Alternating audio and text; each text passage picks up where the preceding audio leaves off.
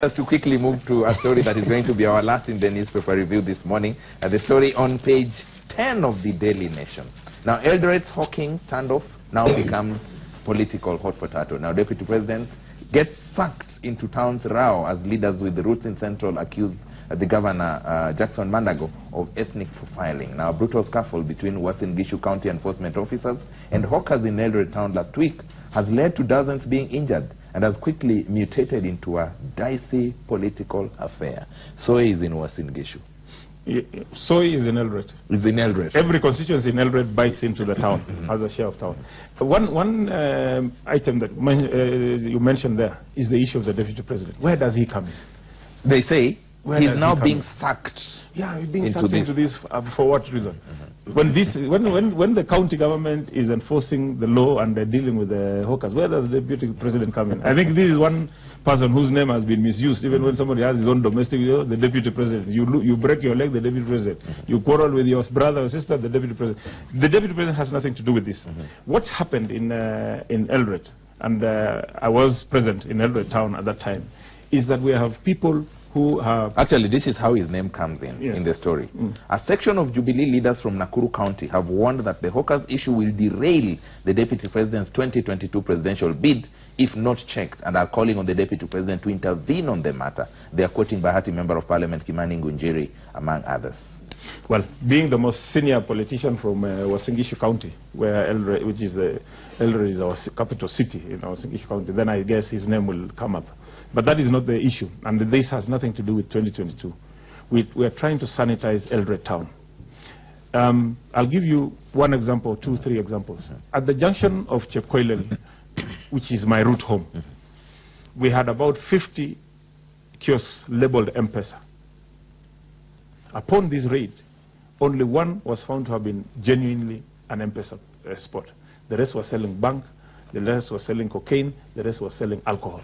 They were actually packaging plants for this alcohol that is put into third generation alcohol. Yeah. And it was also an area whereby muggings would take place anytime because it was overcrowded. And you know, we have about 7,000 students who shop around there and live within the place. So it was a very dangerous place for anybody who has children in the university and even those young primary school going children. And when you pass there now, there's a relief, because the whole place has been cleared. Now, at the market in Eldoret, the hawkers do their business at the front.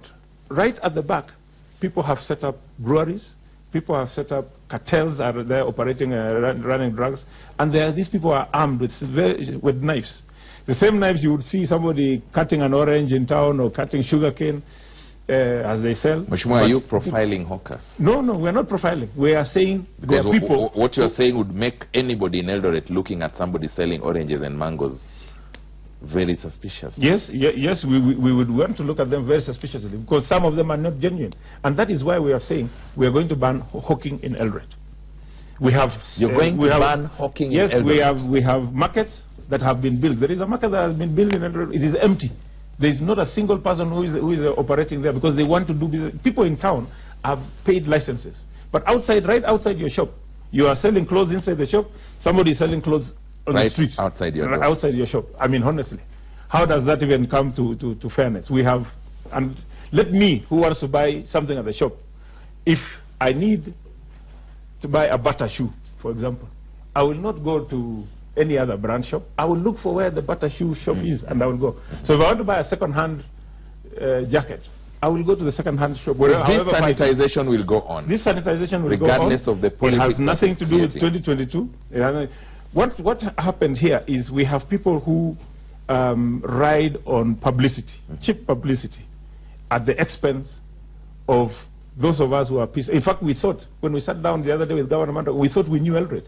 We just discovered we don't know our town. 5 years down. We just discovered we actually don't know our town. We see people moving around with bananas and all, and deep down they say,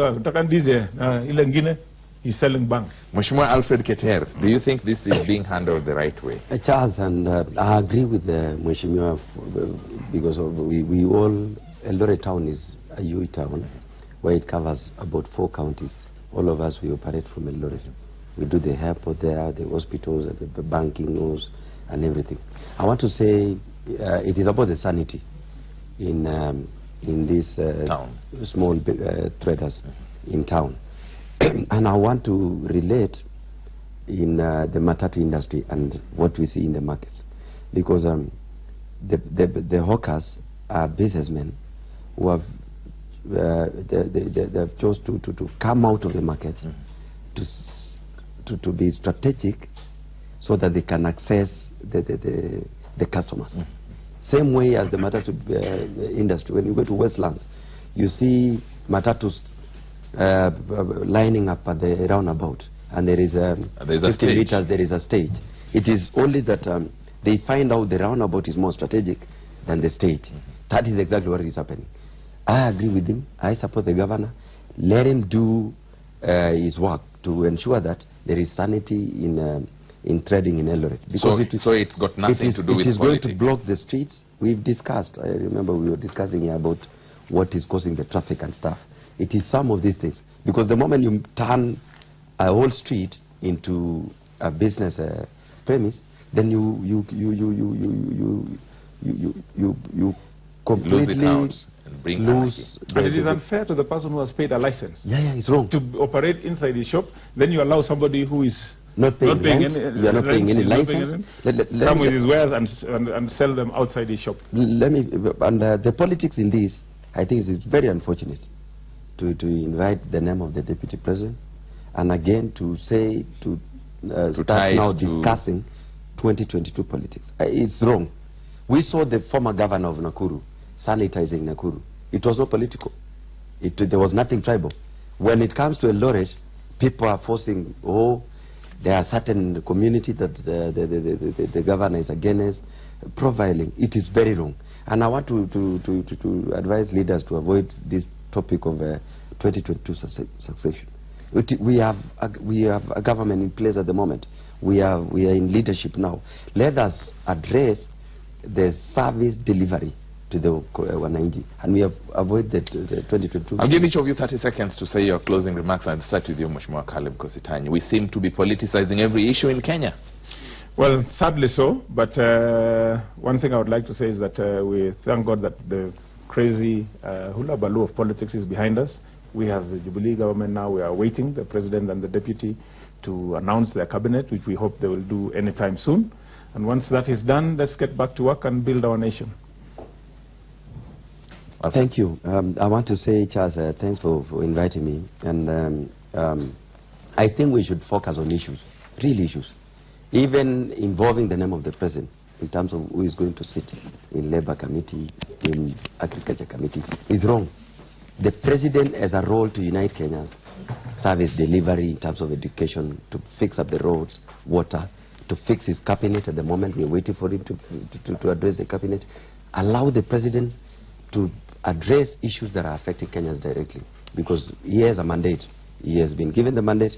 He has the goodwill of the people, and let us support him to deliver the Jubilee Manifesto. Members of Parliament from the North Rift region, Mheshimiwa Caleb Kositany, Member of Parliament for Soy, and Mheshimiwa Alfred Keter, Member of Parliament for Nandi Hills. Thank you very much for your insights and input as we try to look at what's making headlines in the papers this morning. Now, that's just about all that we had this Friday morning on the news segment of the Power Breakfast Show, which continues after a short break. Later on, Joey will be looking at the art of fashion, and Willis will be here with DJ T-Boy on Level Up Friday. But to usher us into that segment is Kaskazini Band, a trio of gentlemen with melodious tunes.